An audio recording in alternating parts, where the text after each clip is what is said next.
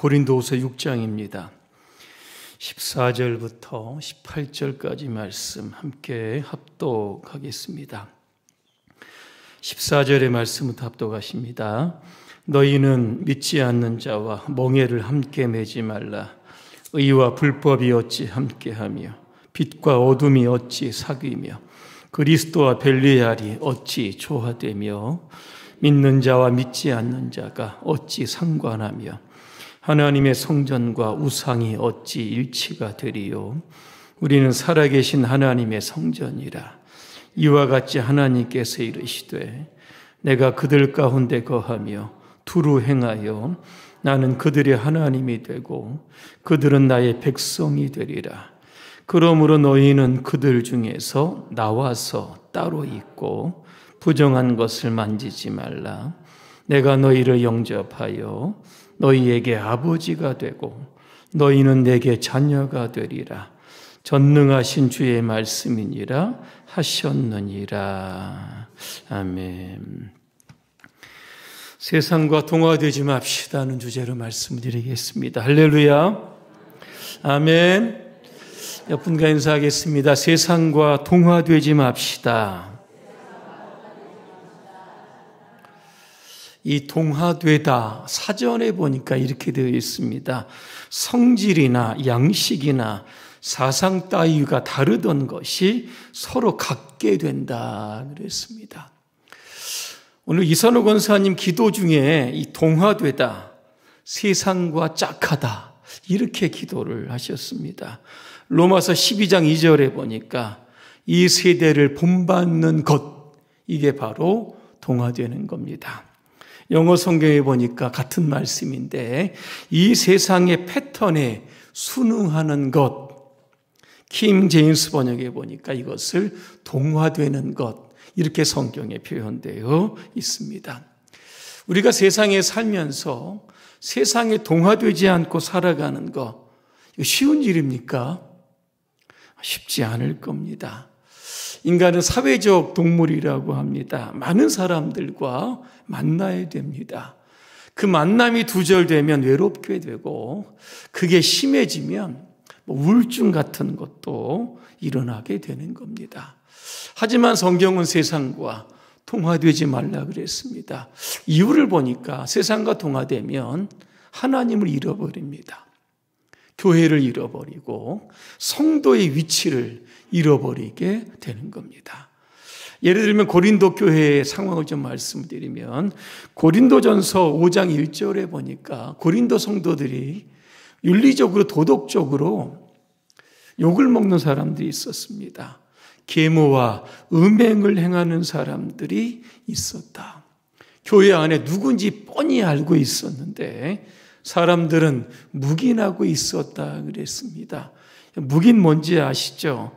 잘못된 일을 모르는 채 하고 내버려 둠으로 슬며시 인정한다, 이런 뜻입니다. 잘못을 했으면 지적해서 바르게 해야 하는 것, 그래야 여러분 세상 가운데 교회의 위치, 이 거룩함의 위치가 세워지는데 그냥 모른 채 그렇게 했다는 겁니다. 그러되다 보니까 이 교회가 세상에 동화되는 모양이 되었던 겁니다. 어떤 교인들은 우상 신전에 가서 남몰래 숭배하는 사람들도 있었다라고 하는 겁니다. 성도라고 하는 위치, 하나님의 자녀인데 이게 우상의 자녀가 되고 마귀의 자녀가 됨으로 말미암아 성도의 위치를 잃어버리는 이러한 일들이 발생하게 되었던 겁니다. 세상과 동화되지 말라, 어떤 뜻인가? 오늘 본문에 보니까 세 가지로 교훈하고 있습니다. 첫째는 믿지 않는 자와 멍에를 함께 매지 말라, 이런 말씀이 있습니다. 이게 14절 말씀입니다. 너희는 믿지 않는 자와 멍에를 함께 하지 말라. 여러분, 멍에 뭔지 아시죠? 수레나 쟁기를 끌기 위해서 이 짐승의 목에 매는 그러한 도구를 가리켜서 이 멍에입니다. 그런데 멍에를 매는데도 방법이 있습니다. 신명기 22장 10절에 보니까 너는 소와 나귀를 한 멍에에 메워 밭을 갈지 마라, 그렇게 이야기합니다. 소는 소끼리 멍에를 메고 나귀는 나귀와 함께 멍에를 메라는 겁니다. 서로 짐승을 한 멍에를 메고 밭을 갈게 하지 말라라고 하는 뜻입니다. 믿지 않는 자와 멍에를 함께 메지 말라. 1차적으로 이런 뜻이 있습니다. 믿는 사람들이 세상 사람들이 하는 흉내를 내지 말라. 여러분, 이런 뜻입니다. 불교에서 삼보일배라고 하는 게 있습니다. 무슨 뜻인지 알 겁니다. 세 걸음을 걷고 한번 절하라 그랬습니다. 이게 어느 때 사회적으로 이슈가 됐냐면 2003년입니다. 승려들이 새만금 개발 사업을 저지하기 위해서 그때 이 삼보일배를 합니다. 근데 그 진보적인 목사들이 삼보일배를 그대로 따라하게 되었습니다. 그들은 말합니다. 우리는 엎드려서 절할 때 기도한다, 그렇게 이야기를 합니다. 여러분, 생각해 보시길 바랍니다. 목사들이 삼배일부 하면서 하나님께 기도한다. 여러분, 세상 사람들이 어떻게 보겠습니까? 그죠? 저게 스님인지 저게 목사인지 구분 안 되고, 그죠? 서로가 이렇게 비슷하게 되어가는 것, 이게 바로 동화되는 겁니다. 어느 교회 장로님의 딸이 외국에서 유학을 하게 됩니다. 40살이 되어가는데 결혼할 생각을 하지 않는 겁니다. 그런데 어느 날 결혼을 한다고 부모님께 이제 전갈이 오게 딱 되게 됩니다. 함께 공부했던 외국인과 함께 결혼을 한다는 겁니다. 부모는 이제 장로님은 조금 걱정이 됩니다. 외국인하고 결혼한다고 하니까. 그럼에도 40이 돼서 결혼한다고 하니까 그래도 괜찮겠지, 그런 생각으로 돈과 또 필요한 그러한 혼수를 이렇게 보냈다고 합니다. 2년쯤 지나서 깜짝 놀랄 일이 벌어졌습니다. 알고 보니까 그 외국인이 사우디아라비아 사람이었던 겁니다. 아이를 낳아서 세 식구가 사진을 하나 찍어 보냈는데 자신의 딸이 회교들입니다. 이 살림 사람들이 그 쓰는 히잡을 쓰고 이렇게 사진을 찍어서 이게 보내온 겁니다. 그리고 그 사진 밑에는 이렇게 적혀 있었다고 합니다. 자기는 기독교에서 회교로 개종을 했으니까 앞으로 나 찾지 말아라. 그죠? 이런 이야기를 했다고 합니다. 이런 결혼이 바로 믿지 않는 사람과 함께 멍에를 매는 겁니다. 그렇다고 해서 불신자와 결혼하지 말아라, 이런 뜻은 아닐 겁니다. 불신자와 결혼했다라고 할지라도 그가 내 신앙생활에 방해가 되지 않고 앞으로도 방해가 되지 않는다면 결혼할 수 있을 겁니다. 왜? 함께 살다가 그를 또 전도할 수 있기 때문에 그런 겁니다. 그래서 우리 믿음을 포기하면서 세상 사람들 흉내내는 거, 이거 하지 말아야 됩니다. 우리의 신앙생활을 많이 양보하면서 세상과 짝하지 말아야 되는 겁니다. 이게 바로 세상과 동화되지 않는 겁니다. 두 번째는 우리는 살아계신 하나님의 성전임을 늘 깨닫고 살아야 하는 겁니다. 16절에 보니까 우리는 살아계신 하나님의 성전이다 그랬습니다. 중국 베이징에 가면 자금성이라고 하는 게 있습니다. 제가 인터넷을 이렇게 검색해 보니까 약 24만 평입니다. 중국의 그 명나라와 청나라의 황제 24명이 살았던 그런 왕궁입니다. 약 500년 동안 통치했던 그러한 곳이 이 자금성입니다. 근데 지금은 이 박물원이 됐다고 합니다. 곳곳에 먼지가 끼고 낡고 거미줄도 쳐져 있다고 합니다. 이유가 뭔가 생각했더니 간단합니다. 황제가 떠났기 때문입니다. 황제가 있으면 자금성의 그 위험이 대단할 텐데 황제가 없으니까 그냥 박물원이 되었던 겁니다. 우리도 마찬가지입니다. 우리 안에 우리의 왕 대신 하나님이 떠나시면 이런 자금성처럼 되는 겁니다. 항상 우리는 우리 안에 하나님이 계신다라고 하는, 우리의 성전을 거룩한 성전으로 만들어야 된다라고 하는 결단과 각오가 있어야 됩니다. 여러분, 소돔성에 살았던 롯 아마 여러분 아실 겁니다. 이 롯에 관한 이야기가 베드로후서 2장 6절에서 8절에 나오는데 제가 한번 읽어드리려고 합니다. 죄악의 도시 소돔과 고모라 성을 잿더미가 되게 하셔서 훗날 경건치 않은 사람들에 대한 본보기로 삼으셨습니다. 그러나 악한 자들의 방탕으로 큰 고통을 받던 의로운 롯은 구원하셨습니다. 그 다음에 보니까 롯은 그들의 악한 짓을 날마다 보고 들으면서 몹시 괴로워했습니다. 이런 이야기를 합니다. 여러분, 롯은 소돔성에 살았습니다. 소돔성 어떤 도시입니까? 동성애의 도시였던 겁니다. 하지만 그들과 동화되지 않았던 겁니다. 마치 소돔이라고 하는 죄악의 바다에 떠 있는 한 조각의 배와도 같았습니다. 언제든지 넘어지고 언제든지 그 물에 잠길 수도 있었음에도 불구하고 끝까지 그는 그의 거룩한 배를 계속 진행을 시켰던 겁니다. 세상의 죄악을 보면서 그들과 함께 동화되지 않고 하나님께 간절히 기도했던 사람, 하나님의 거룩한 백성으로서의 그 위치를 끝까지 지켰던 사람이 바로 오늘 롯이었던 것을 보게 되는 겁니다. 하지만 이 롯은 자신들의 가족을 지키는 데는 실패를 합니다. 롯의 아내는 어떻게 됩니까? 소돔에 대한 미련을 버리지 못해서 소금 기둥이 됩니다. 두 딸은 여러분 어떻게 됩니까? 후손을 낳자 이런 생각으로 근친상간을 하게 되었던 겁니다. 소돔의 풍조가 그들의 가정에 깊이 파고들었기 때문에 그런 겁니다. 우리는 살아계신 하나님의 성전입니다. 그래서 세상에 살지만 세상에 오염되지 않고 오히려 세상을 바꾸어 갈 수 있는 하나님의 사람들로 살아야 하는 겁니다. 세 번째, 우리는 거룩하신 하나님을 아버지로 모시고 살아야 합니다. 오늘 17절과 18절이 이렇게 되어 있습니다. 그러므로 너희는 그들 중에 나와서 따로 있고 그랬습니다. 부정한 것을 만지지 말라. 내가 너희를 영접하여 너희에게 아버지가 되고 너희는 내게 자녀가 되리라. 그렇게 말씀합니다. 여러분, 다니엘과 세 친구의 이야기를 좀 하려고 합니다. 바벨론이 이스라엘을 이제 침공을 합니다.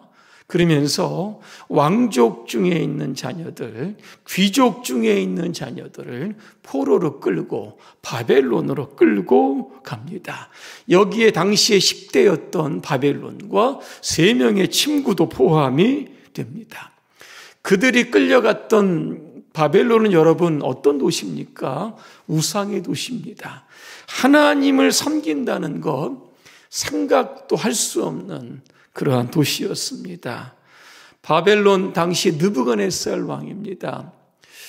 이 유다 소년들을 철저하게 바벨론화 시키기 위해서 그들의 이름을 바벨론식으로 다 계명을 시키게 됩니다. 그리고 바벨론의 사상과 교육을 그들에게 주입을 시킵니다. 그리고 또 한 게 뭐냐면 우상 숭배를 하고 남았던 음식입니다. 고기나 포도주를 그들에게 의도적으로 먹게 한 겁니다. 너희는 이제 유다 사람이 아니라 하나님을 믿는 사람이 아니라 바벨론 사람이다. 이런 것들을 몸에서 아주 익숙하게 만들기 위해서 여러분 그랬던 겁니다. 다른 유다의 소년들은 바벨론화 되었던 겁니다. 어쩔 수 없지 않느냐. 그러면서 바벨론 화되어 갔던 겁니다. 그런데 여러분, 다니엘과 세 친구들을 이렇게 보니까 결단합니다. 우상의 제물로 자신을 더럽히지 않겠다. 그런 각오로 다니엘이 감독관에게 이런 제안을 하게 됩니다. 열흘 동안 고기와 포도주를 먹는 사람들과 오늘 우리는 열흘 동안 채식과 물을 먹겠다. 어떤 사람이 건강한지, 어떤 사람이 얼굴에서 빛이 나는지를 좀 비교 좀 해달라 그랬습니다. 성경에 보니까 10일 후에 비교를 합니다. 그런데 다니엘과 3명의 친구들, 채식과 물만 먹었을 뿐인데 고기와 포도주를 먹었던 소년들보다 성경에 보니까 좋고 건강해 보였다, 이렇게 이야기합니다. 그때부터 감독관들이 우상의 제물을 그들에게 주지 않았던 겁니다. 채식과 물을 주어 그들로 하여금 먹게 하였다. 여러분, 이런 말씀이 나옵니다. 또 하나 다니엘 3장에 보니까 다니엘의 3 친구가 우상에게 절하지 않는 겁니다. 이 소식이 느부갓네살 왕에게 들린 겁니다. 그래서 이 당시에 이 3명의 친구들 누굽니까? 사드렉과 메삭과 아벳느고입니다. 그들을 불러서 이렇게 이야기합니다. 너희들 진짜 내 신을 숭배하지 않느냐? 내 금 신상에게 절하지 않는 게 사실이냐? 이렇게 물어봅니다. 이제라도 절하면 살려주겠다 그랬습니다. 그랬더니 그들이요 이렇게 대답을 합니다. 왕이여, 우리가 섬기는 하나님이 우리를 맹렬히 타는 풀불 가운데서도 능히 건져내시겠고 왕의 손에서도 건져내시리이다. 18절입니다. 그렇게 하지 아니하실지라도 왕이여, 우리가 왕의 신들을 섬기지 아니하고 왕의 금 신상에게 절하지 않겠습니다. 왕이 화가 납니다.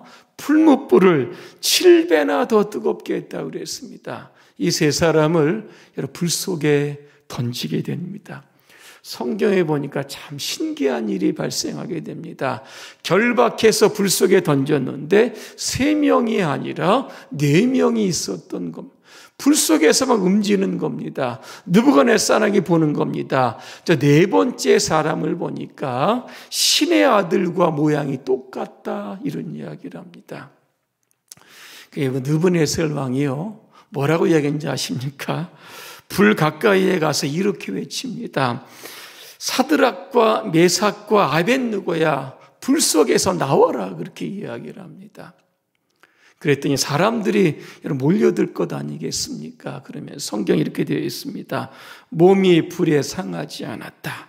머리털도 그을리지 않았다. 바지 색깔도 변하지 않았다. 그들에게서 불에 탄 냄새도 없었다. 그렇게 되어 있어요.